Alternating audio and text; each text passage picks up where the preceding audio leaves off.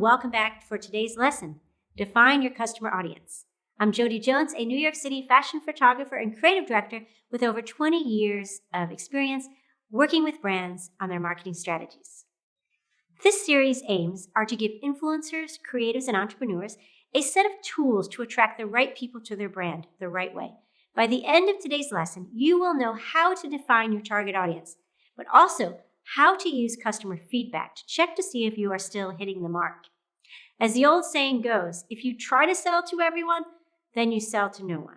What's needed in the digital age is to find your target audience, learn as much about them as you can, and then use what you've learned to focus on that niche and engage them.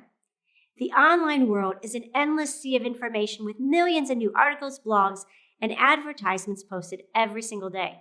Your message will get lost amongst the noise if you don't find a way to seek out your target audience like a laser-guided missile. You need to stop looking at just the raw numbers of who you reach, but rather the people themselves. You want those likely to be buying from you to hear the message. Figure out what you know. Analyze your current product line or services. What are you offering? Is the quality there? Would you buy it yourself, solely based on the shallow first impression? Send out a survey to your existing customers with a small incentive or a discount so you actually get something sent back completed. This way, you can get a feel for how happy your customers are with your service. But more importantly, if you get any negative feedback or suggestions on improvements, you can see whether you are hitting your key target. What this also does is give you a means to compare back to your marketing plan and see whether your customers and leads are coming from where you aim your campaigns. Next steps. From here, restructure your marketing plan. What are the key demographics that are best suited to your product or service and that you want to more specifically target? Cover every detail: age, location, gender, income level, education level, marital or family status, ethnicity. The more specific you are, the better you can tailor both what you offer and how you go about advertising what you're offering. Psychoanalyzing. Psychographics are similar to demographics, but subtly different. Demographics explain who your buyer is, while psychographics explain why they buy, using information like your buyer's day-to-day life, hobbies, spending habits, beliefs, morals, and values.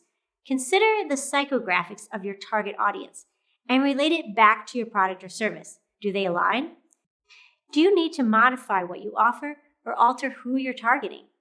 It's great to focus your search, but there can be such a thing as being too specific. There's being niche, and then there's being so niche that you effectively don't have enough of a market to make the sales you need to be successful. Knowing your client's imaginary name and face help you picture the target and make sure there's more than one of them. You have to ask yourself, are there enough people in that target demographic? And if not, is your customer audience too narrow? You may need to broaden your horizons a bit in order to boost sales. The type of audience. Another thing to consider is your price structure suited to who you're trying to sell to? There is no point reaching the people you want to reach only to have them balk and not be able to commit when they see the cost. They have to see a need for your product or service. But it also has to be affordable and be able to be justified within their income and budget. Offer it as a whole or as bespoke parts. Maybe they will handle some of it themselves in-house. Personalize them. This is a great exercise to really define who you are selling to. Give your typical customer a name. It helps to humanize them and give them a face in your mind. Try something generic. Build a mind map of what their life looks like using your target demographic and your psychographic profile. Use the concept of who, what, where, when, and how. The big corporate entities do the same thing to try really to get into the psyche of their target demographics and then design the product, service, and marketing campaigns to align with them. In essence, know your customer and their needs well before you even think about the product or service. Using one of my denim clients as an example, there was a time when the majority of their sales came from sports people, in particular young women ages 18 to 25. By building upon their typical customers, they realized there was a huge market share that they were missing out on. All women of ethnic minorities who were motivated to work out.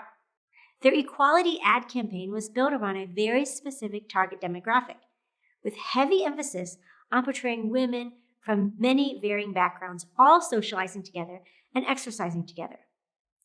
The overarching message was sports is all about enjoyment and ability rather than appearances. It was a huge marketing success, and they effectively tapped into a target audience they had not had prior. To briefly recap what we have covered today, here are a few key points to remember from today's lesson. Figure out what you know from existing customers. Compare customer feedback to your marketing plan. Evaluate whether you are being too specific or too general in your marketing approach. Build a profile of a typical customer from your target demographic to see whether they are likely to buy your product or service. The to-do list for this week: take time to send out incentivized surveys to your customer base. Use the results and feedback to better fine-tune your approach and see if your current marketing trajectory can be improved in any way. The team here at Jodi Jones really hopes that today's lesson has taught you the importance of defining your target audience and typical customer.